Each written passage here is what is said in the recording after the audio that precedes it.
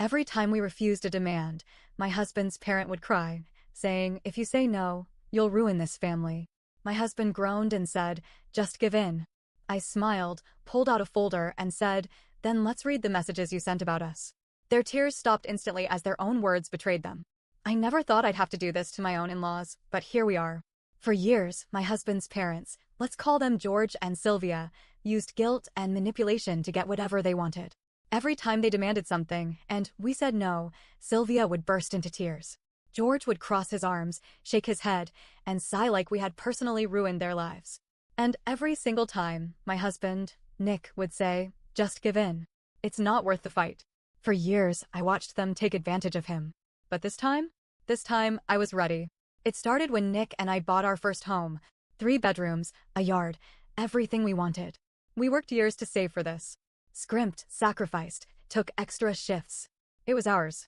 When we told his parents, they smiled. Then Sylvia said, "Oh good. Now we can move in." Excuse me, what?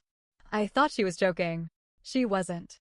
They fully believed that we had bought this house for all of us to live in. Not because they were sick. Not because they were struggling. Because they wanted to. They had their own house. They just didn't feel like paying a mortgage anymore. And when we told them no, "If you say no, you'll ruin this family," Sylvia immediately started crying. Loudly. George just stared at us. "After everything we've done for you?" Nick froze. I could see it happening in real time. Years of conditioning kicking in. He started sweating. Sylvia squeezed his hand and said, "We could have the master bedroom. You two can take the guest room." "That's fair." "Fair? That's not happening," I said. Sylvia wailed like I had slapped her. George clenched his jaw. Nick groaned and ran a hand down his face. "Can we just find a compromise?" Sylvia saw the crack in his resolve. She sniffled dramatically and whispered, "I just thought we were all a family." Nick started backtracking. I watched it happen. "Maybe we could." "I don't know. Figure something out." I turned to him. "So you want them to move in?" Nick looked exhausted. "No, but then let's read the messages you sent about us." Everything stopped. Sylvia stopped crying immediately. George stiffened. Nick frowned. "What are you talking about?" I pulled out a folder and set it on the table. Thick. Heavy.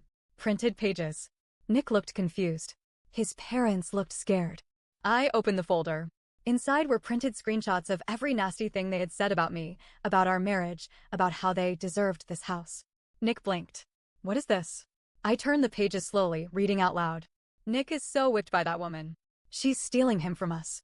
I can't wait for them to split so he'll come home. We deserve that house, not them. They don't even need 3 bedrooms. Selfish brats." Nick stared at the words. His face darkened. Sylvia grabbed the folder and tried to close it. "That's private." George snapped. "You went through our messages?" I leaned back. "Nope. Your cousin sent them to me. Apparently, she thinks your behavior is disgusting." Nick was completely still. He looked at his mother. You said all this?" Sylvia's face crumpled. "We didn't mean it. We were just venting." George gritted his teeth. "This is out of context." I flipped another page. Nick is too stupid to see she's controlling him. His jaw tightened. Sylvia grabbed his hand again. "Sweetheart, you know how I get when I'm upset." Nick pulled his hand away. "How long has this been going on?" George folded his arms. "We were frustrated. It was just words." Nick's voice was ice cold. "You planned to take our house. You called my wife names. You wanted us to break up." Sylvia sniffled again. "We just thought you'd be happier if it was like old times." I closed the folder. "You don't get to insult me and then cry your way out of it." Silence. Nick stood up. "I need a minute." He walked out of the room. Sylvia immediately turned on me. "How dare you?" I laughed. "You did this to yourself." Sylvia screamed. George grabbed her arm. "Let's go." She shrieked at him. "We can fix this. We just need to make him understand." George pulled her to the door. "He understands plenty." And just like that, they were gone. But this wasn't over. For a few days, everything was quiet. Nick was shaken. He barely spoke. I let him process it on his own, not wanting to push. Then, out of nowhere, he said, "I need to talk to them." I froze. "Why?" Nick ran a hand through his hair. "I need answers. I need to hear it from them." I didn't like it, but I understood. So he called them. Sylvia answered on the first ring. Her voice was soft, broken. "Nick, I was so scared you'd never talk to me again." I watched his face. I could tell he was wavering. "We need to meet. Just us." Sylvia immediately agreed. Something felt off.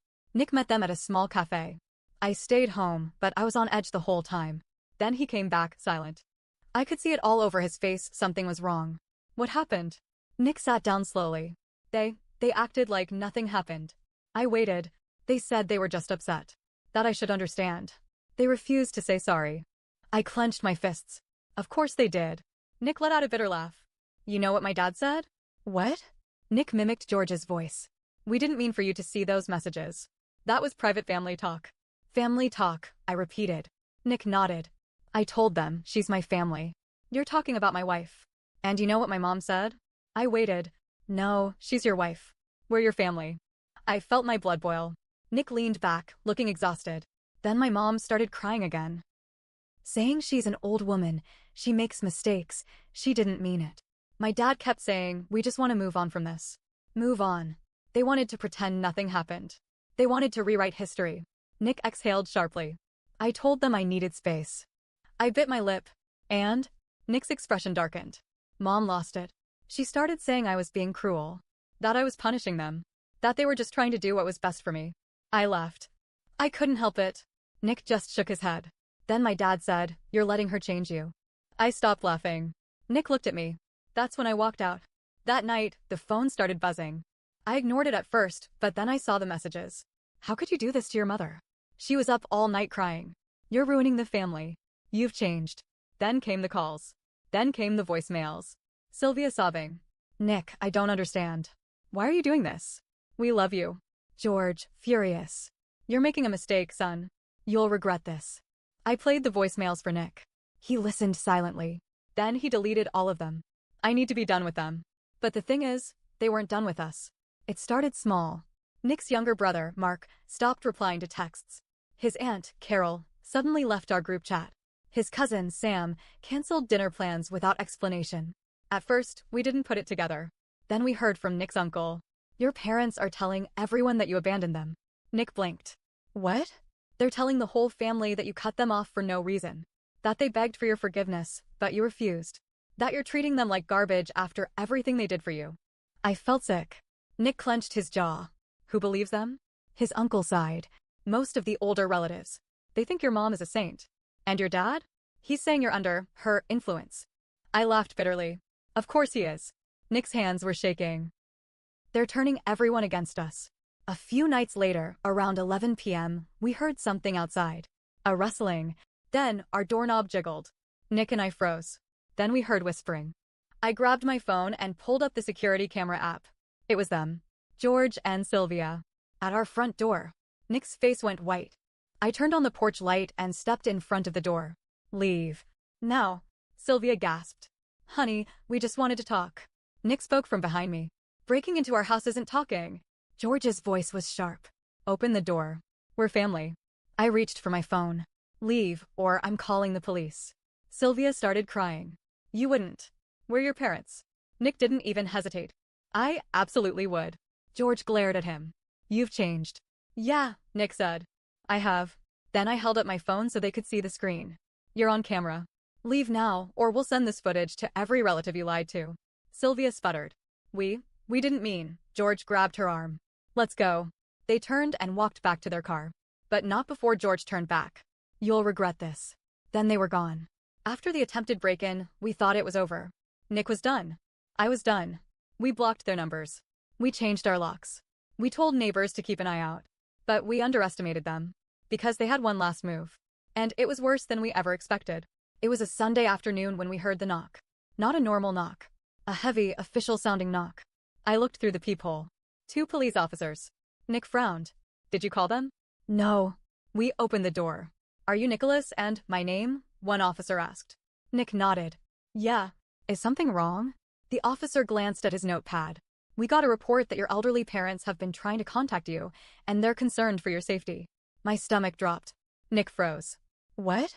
The officer sighed. They claimed you were being manipulated. That you're being isolated from your family. That you're in distress. That's a lie, Nick said immediately. Do you need help? The other officer asked, studying Nick's face. Nick's eyes widened. Wait, do you think I'm in danger? The first officer looked awkward. They called it a wellness check. Said they feared for your mental health. I felt pure rage. They tried to use the police against us. Sylvia's sobbing voicemails suddenly made sense. She was laying the groundwork for this. Nick ran a hand through his hair. Look, my parents are lying. We cut them off because they're manipulative. They don't like it, so now they're doing this. The officer hesitated. Do you have any proof of that? I smiled. Actually, we do. I grabbed the folder. The one full of their messages. The one I had printed out the night everything blew up. I handed it to the officer. Read this. He skimmed it. His eyebrows went up. Then he showed it to his partner. They exchanged looks. Well, damn, one muttered. The officer closed the folder and nodded. Yeah, this is definitely not what they made it seem like. Nick let out a breath. So what now? The officer handed the folder back. We'll file this as a false report. If they try it again, you can consider filing a harassment claim. Nick nodded slowly. Then the officer gave us a knowing look. They also asked us to convince you to come, talk things out. Nick laughed bitterly. Yeah, that's not happening. The officer smirked. Didn't think so. They left. But we weren't done yet. Because if they wanted to play dirty, we would play smarter. That night, Nick called his uncle, the only family member still talking to us. I need a favor, he said. Then we started gathering everything. The messages. The voicemails. The security footage from the break-in attempt. The police report. Then we sent it to every single relative they had lied to. With one simple message from Nick, this is the truth. Do what you want with it. We woke up to absolute chaos. Cousins texting Nick, furious. Nick's aunt calling, apologizing for believing them. His brother, Mark, sending a shocked voice memo. But the best part? Sylvia's final text. You humiliated us. I hope you're happy.